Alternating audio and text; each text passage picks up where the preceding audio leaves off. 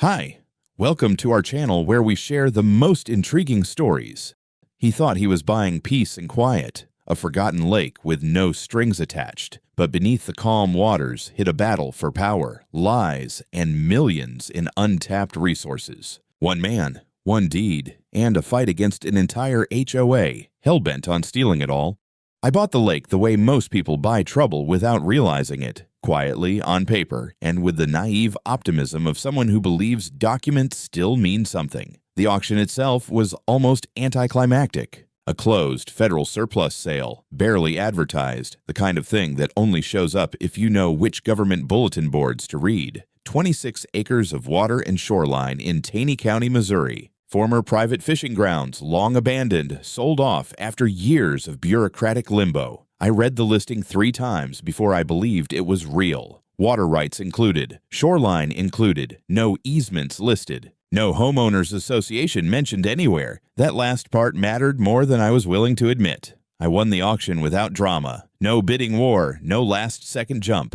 A clean transfer through the General Services Administration, a stack of paperwork thick enough to kill a small animal, and a deed that spelled it out in language so dry it felt unassailable. The lake was mine. Every inch of water, every muddy foot of shoreline. I signed, paid, and told myself that after years of working contracts for other people's water problems, I had finally bought something that didn't argue back. The house came with it. An old fisherman's place on the northern shore, weathered wood, a slanted dock that hadn't seen a boat in years, and cattails so thick along the bank they looked like they were trying to reclaim the land by force. I moved in with 2 trucks, a rented trailer, and exactly 0 expectations of neighbors. For the first couple of weeks, it was exactly what I'd hoped for. Mornings with fog hanging low over the water, evenings where the only sound was insects and the occasional splash of something alive and unconcerned with property lines. I cleared brush, repaired the old dock, took water samples out of habit more than necessity. The lake was healthy. Better than I'd expected. Clean inflow, stable levels, no obvious contamination.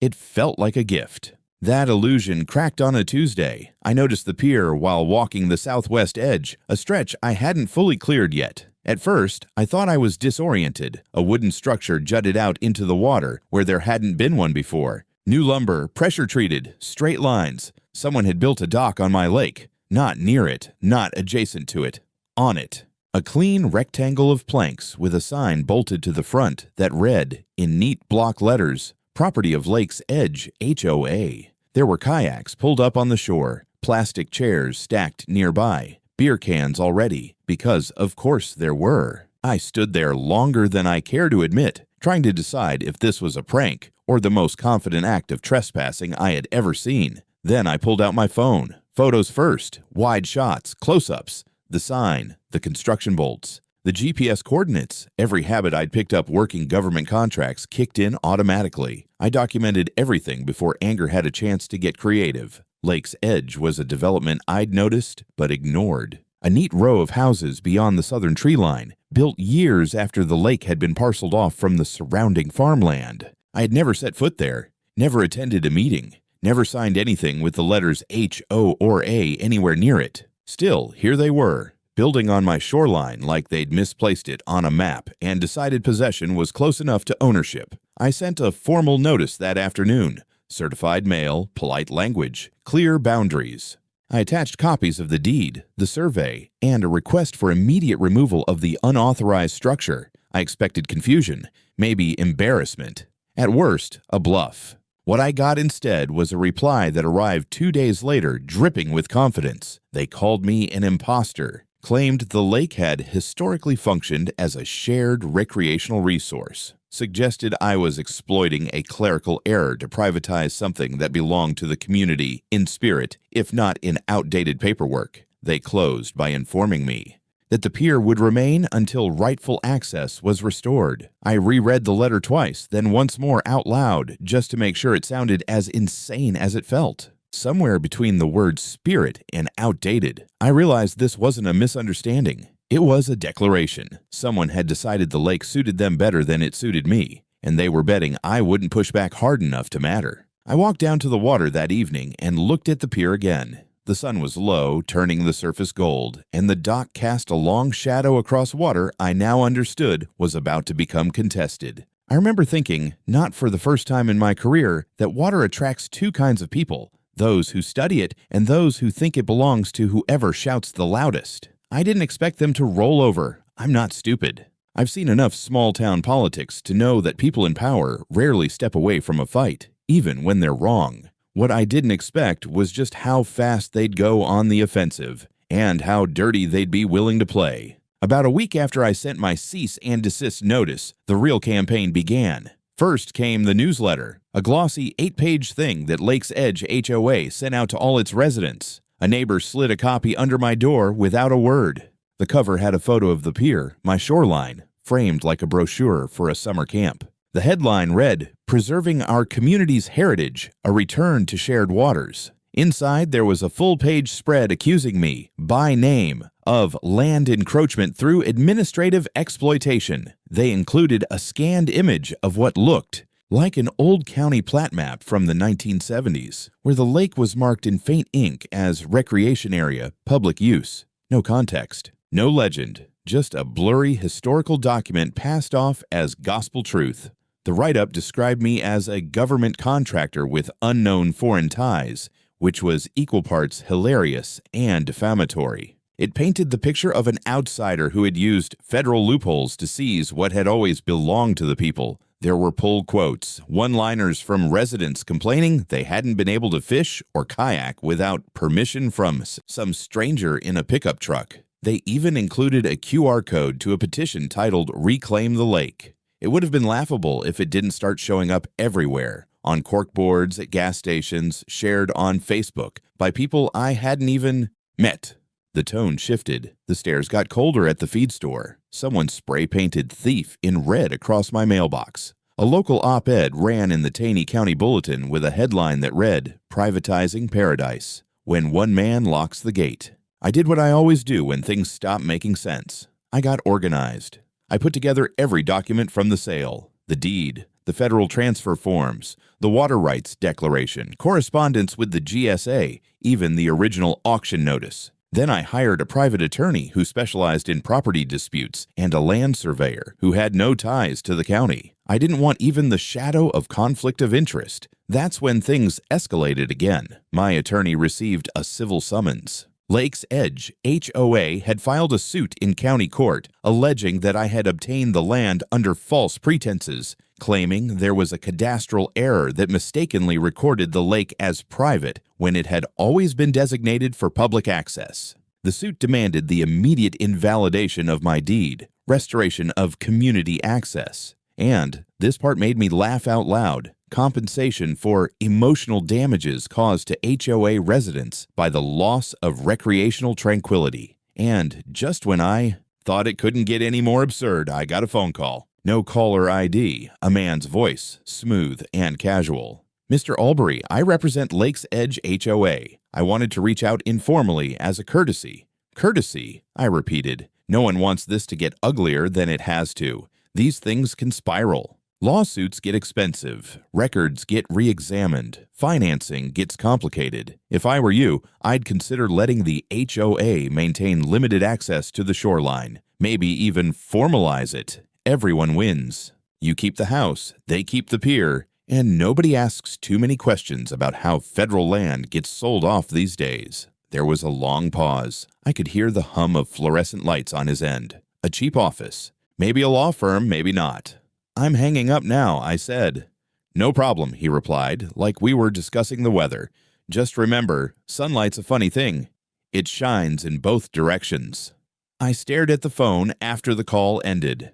I didn't know whether to be angry or impressed. The next morning, I called my land surveyor to check on his progress, but he told me there'd been an issue with one of his GPS files, a corrupted dataset. I thought nothing of it until he mentioned that the intern who'd prepped the site for scanning was a guy named Derek. That name sounded familiar. Derek was the same person who'd shown up a few days earlier offering to help clear shoreline brush. I'd paid him cash for a couple days of cleanup work. I checked my cameras. Nothing suspicious, but that didn't mean much. The cameras had dead zones. I'd meant to fix that. I asked my attorney to dig into the public map the HOA had circulated. A few calls and one subpoena later, we confirmed it was a forgery. The image wasn't from a county archive. It had been printed on archival-style paper, artificially aged using lemon juice and a heat lamp, then scanned at low resolution to hide the lack of a stamp. The metadata on the digital file showed it had been created on a laptop registered to none other than Karen Walcott, president of Lakes Edge HOA. It wasn't a smoking gun. It was a fireworks factory. I compiled everything. The forgery, the harassment, the mailbox, the call, the surveillance gaps. Then I emailed the entire folder to my attorney under the subject line, "These people don't know what kind of hydrologist they're dealing with." I wasn't backing down. Not because of pride, not because of spite, though by this point there was plenty of both, but because I knew what came next. When people start rewriting maps, it's never just about a pier. It started with a knock on the door and a man holding a clipboard dressed in the kind of neon orange vest that screams official to people who don't know how easy it is to buy one off Amazon. He had a company badge clipped to his collar that read Ozark Water and Utilities, Dam Safety Division. The name on the badge was Derek Langford, said he was doing routine inspections for small-scale flood risks. I wasn't in the mood for any more surprises, but the man played it smooth, said my dam, and I use that word loosely since it was just a reinforced spillway from the original fish farm, might fall under state oversight if the lake exceeded certain size thresholds. I asked him to cite the statute. He said he'd have to look it up and quickly changed the subject to shoreline erosion. He walked the bank with me for 10 minutes, asking a few too many questions about runoff, water levels, and my GPS tagging. Then casually, he mentioned he did freelance work, drone surveys, vegetation clearing, GIS mapping, and left a business card. I kept it but didn't call. I should have known. 3 days later, I left for Springfield. I had a meeting with an environmental lab and a sit-down with a contact at the Department of Natural Resources. I was gone for 48 hours. When I came back, the padlock on my shed was missing. Nothing was stolen, at least not obviously, but the inside looked off. My files had been shuffled. A stack of property documents that I kept in a weatherproof bin was upside down, and my backup flash drive was missing. At first, I thought I was being paranoid. Then I checked my trail cameras. One of the cameras had been physically turned away. Another, the one covering the main path to the shed, had the SD card removed. I hadn't done that. The battery logs showed it went offline for nearly 12 hours before rebooting. I made a report to the sheriff's office. The deputy who came out was polite but vague, like he'd already been briefed on how contentious the property line situation had become. He took my statement, looked around, and shrugged when I pointed out that nothing was taken. But things escalated quickly. Later that week, while I was clearing brush near the western edge, I saw a white utility truck idling near the edge of my property.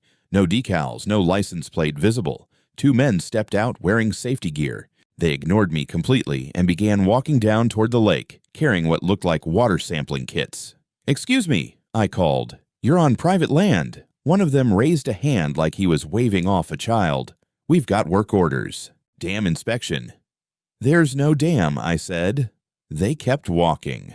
I dialed the local sheriff again, and this time, the response came faster. Within 15 minutes, 2 patrol cars pulled up. One of the officers recognized me from my previous complaint. He stopped the men and asked for identification. They hesitated. That was enough. Turns out the work orders they were carrying were fabricated, official-looking, laminated, and complete with a forged seal from the Missouri Department of Water Resources. But one of the deputies spotted the inconsistencies right away. The font wasn't standard, the paper type was wrong, and the seal had a slight blur.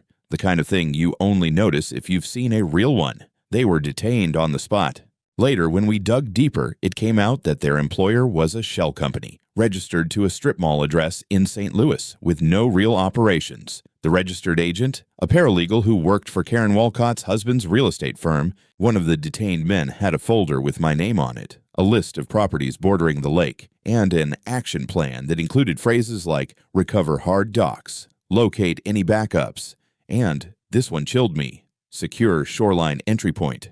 Before fall, I called my lawyer. Then I called the local news. It wasn't about kayaking anymore. It wasn't even about the pier. Someone wanted control over my land badly enough to send fake inspectors to break into my property. The entire dam safety excuse was a pretext, a way to get legal access, or the appearance of it, to my shoreline. But why? That's when my surveyor finally connected a set of dots we hadn't considered before: the aquifer map. A decade ago, the Missouri Geological Survey conducted tests across Taney County to identify underground freshwater sources. According to their models, a high-capacity recharge zone ran directly beneath the lake, my lake, making it one of the most viable long-term water access points in the area. Lake's Edge HOA wasn't fighting for a pier. They were fighting for control of a potential municipal-grade water source. The pier, the kayaks, the heritage use argument, it was all camouflage for something far more lucrative: control the shoreline, control the tap.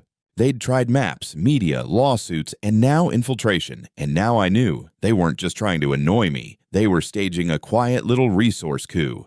I looked out over the water that night, the wind moving across the surface in long ripples. Somewhere beneath that calm, millions of gallons of opportunity slept undisturbed. And someone had decided they had more right to it than the man who'd signed the deed. They'd sent in scouts. Now it was time to fortify the castle. Courtrooms were never my battlefield of choice, but I've spent enough time on the edge of federal water disputes to know how bureaucracies operate when they think they're not being watched. They don't shout. They don't threaten.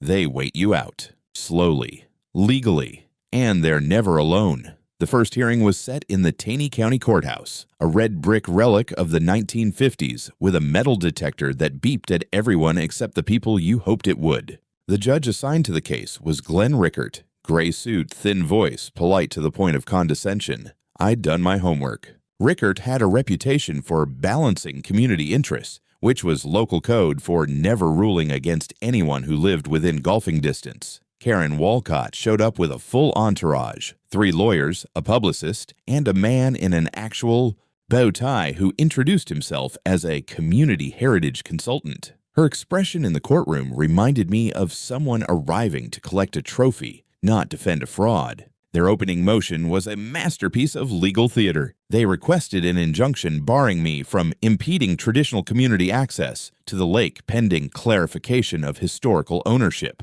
They cited oral testimonies, HOA meeting minutes, and, I shit you not, aerial photographs showing community usage patterns as early as 2006. My attorney, Paige Llewellyn, wasn't amused. They're asking for a restraining order against private property boundaries, she told me flatly.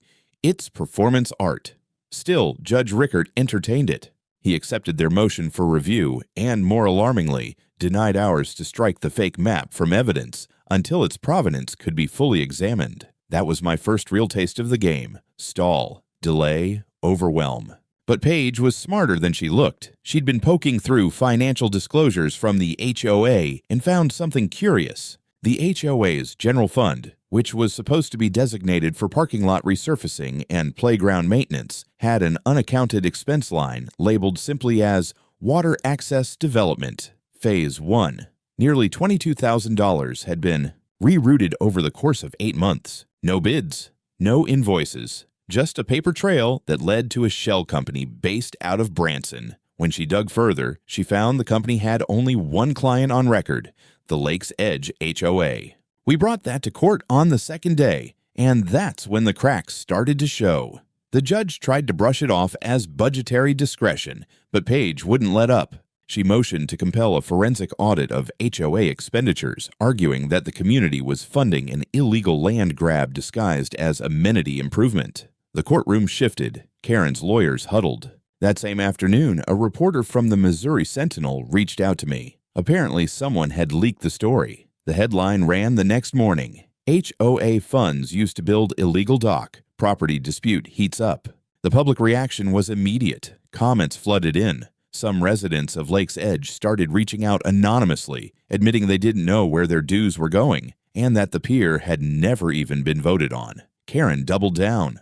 Her lawyers filed an emergency brief requesting that the court prohibit me from sharing private community documents with the media. Paige countered with a First Amendment brief so sharp it could have cut paper. In the middle of all this, a quiet little subpoena landed on Paige's desk, sent from a different county under the radar. It was a request for any documentation related to water quality studies I'd conducted on the lake. The sender? a private consultancy that often partnered with the Regional Development Authority, the same one Lakes Edge HOA had previously pitched for potential infrastructure grants. They weren't just trying to take the lake. They were laying the foundation to turn it into a water source for resale, a local aquifer, privately accessed, publicly financed, controlled by the HOA or whatever corporate husk they planned to evolve into once the deed was overturned. We filed a motion to transfer the case to federal court under the Quiet Title Act, citing that the property transfer had originated through federal auction and involved federal water rights. Rickert pushed back, said jurisdiction was not clearly preemptive. That's judge speak, for I know this case doesn't belong here, but I don't want to give it up yet. Still, we had leverage now. We weren't just defending land.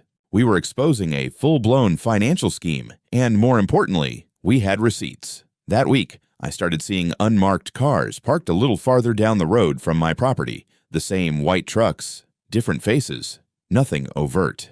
Just enough to be noticed, just enough to remind me they hadn't gone anywhere. Karen might have had the golf courses and the gala invites and Judge Rickert's Christmas card, but I had something better. Facts, paper trails, and a lawyer who didn't blink. She wanted a quiet handover. She was going to get a very loud trial instead. The subpoena hit like a hammer, not because it was unexpected, but because it confirmed exactly what I'd suspected since the first kayak hit my shoreline. The development firm tied to Lakes Edge HOA had submitted a grant proposal to the State Infrastructure Board 3 months before I even bought the lake. It was buried in a batch of funding requests under the title Community Aquifer Access and Resilience Enhancement. Catchy, sanitized, deceptive as hell. They weren't just after shoreline privileges. They wanted to build a full-scale pumping and filtration station, tie it into the county's secondary water grid, and lease access back to the municipality under a for-profit co-op model. The entire scheme hinged on one thing: access to the groundwater beneath my property. And since the only viable point of withdrawal was directly adjacent to the pier they had so lovingly built, everything suddenly made sense. The fake map, the legal noise, the public smear campaign. It was all theater. Expensive, coordinated, manipulative theater. I brought the file to Paige. She read through it twice without speaking, then leaned back in her chair and muttered. These people didn't just lie. They built a business plan on it. That same week, a package arrived at my property with no return address. Inside was a flash drive. No note, no label, just the word Karen written in Sharpie across the plastic casing. I checked it on an isolated laptop, one not connected to any network. The files were all voice memos and PDFs, internal emails, draft plans, financial forecasts, but the smoking gun.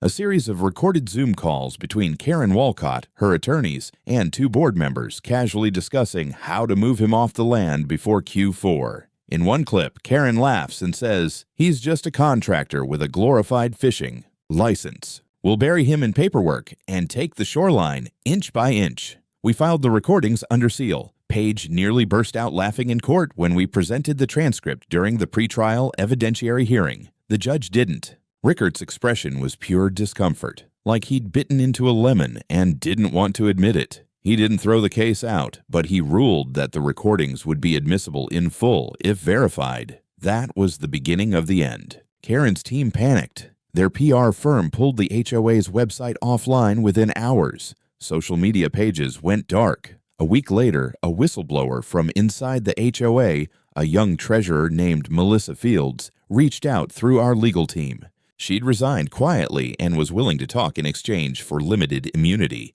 What she gave us was gold.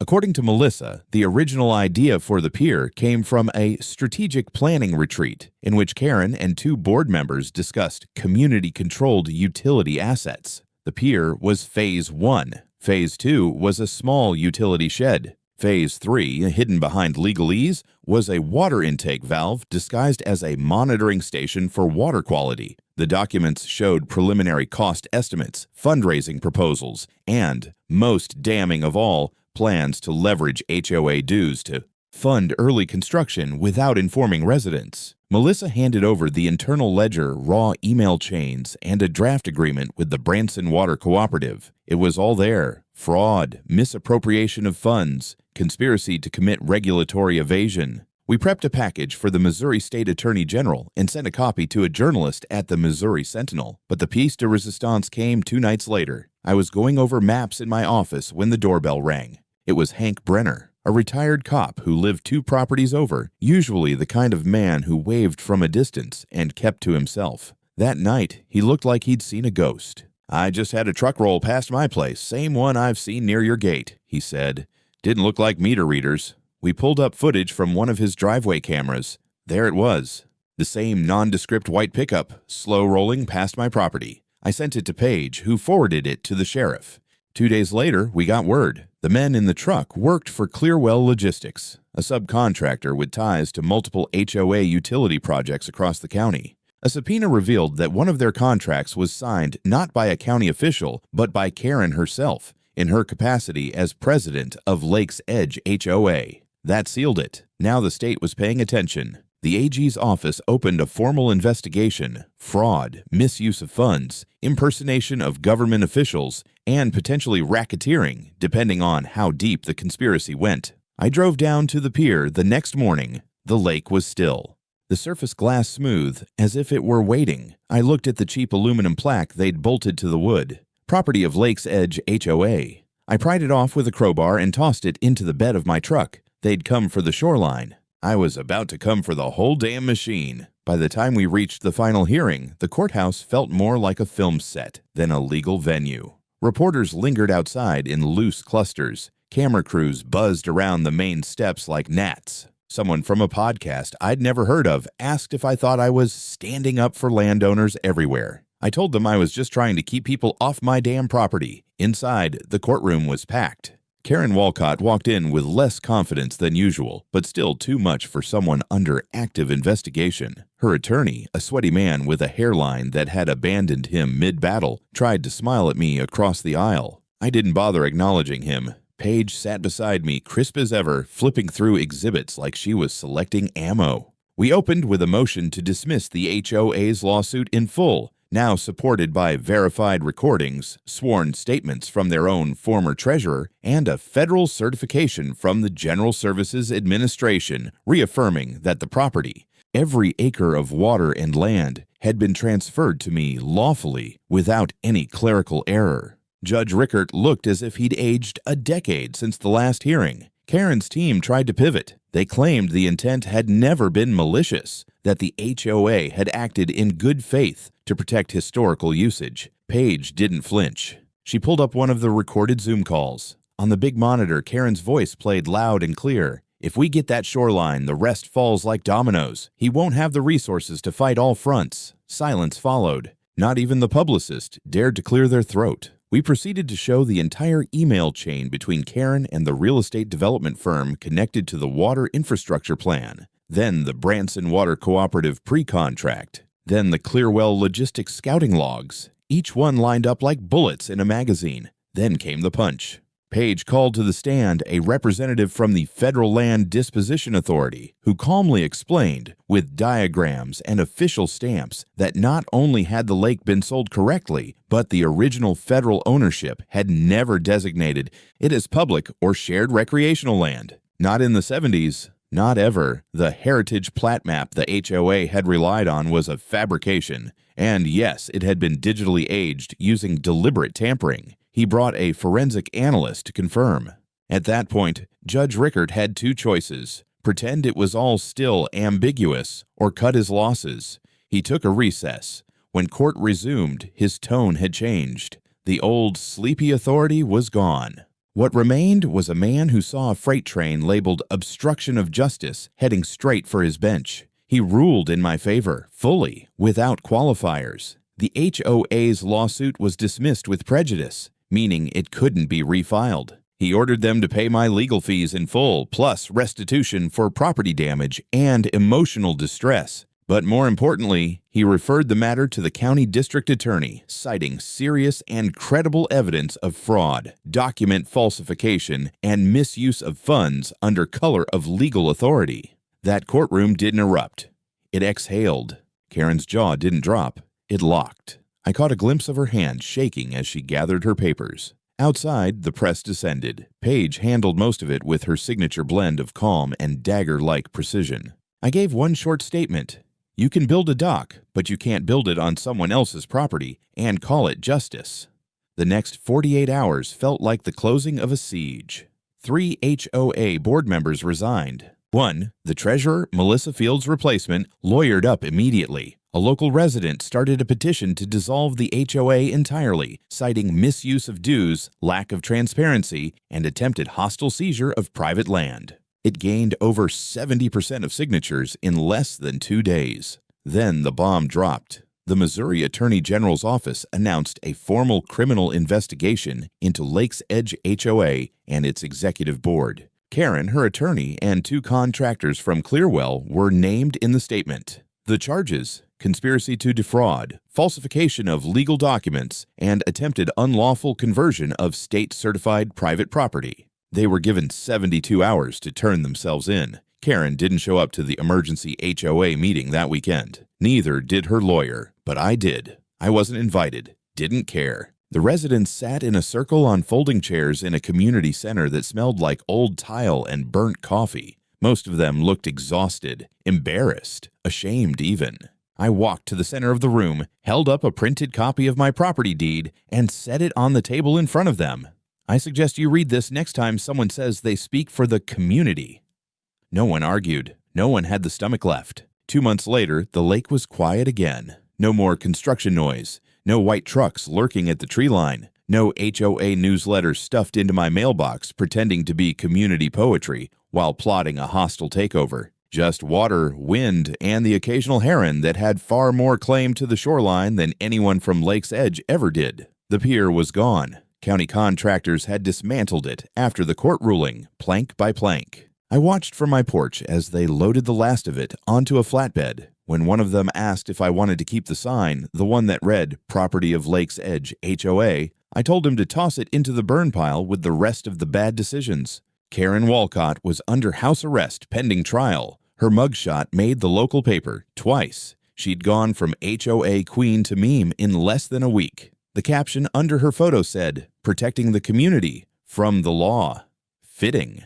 Lakes Edge held an emergency vote to dissolve the HOA. Over 80% of the residents voted yes. The rest were probably too embarrassed to show their faces. Melissa Fields, the whistleblower, took over as interim treasurer just long enough to audit the books and refer several more names to the state attorney's office. Turns out, fraud is like mold. Once it starts, it spreads. As for me, I filed a separate defamation lawsuit against the HOA's former PR firm and one of the newspapers that ran their hit piece. Settled out of court. Can't talk about the numbers, but I upgraded my boat motor, and I added something new at the shoreline. A large, clean sign. Black letters on steel, bolted to a post sunk 3 feet into the rocky ground. Private lake. Trespassers will be prosecuted. Ask the HOA how that went. Some folks still drive by, slow, hoping for a glimpse. Maybe to see the man who stood his ground. Maybe just to see if there's anything left to take. Either way, I don't wave.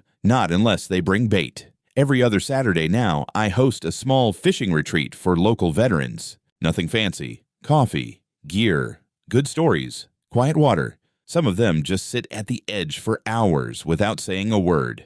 I get it. Some things don't need to be explained, just respected. A grad student from Mizzou reached out recently. Wants to study the lake's recharge rate and its ecological integrity post-conflict. I told her she was welcome, as long as she brings her own waiters and doesn't mind the sarcasm. People ask if I regret buying this place. I don't.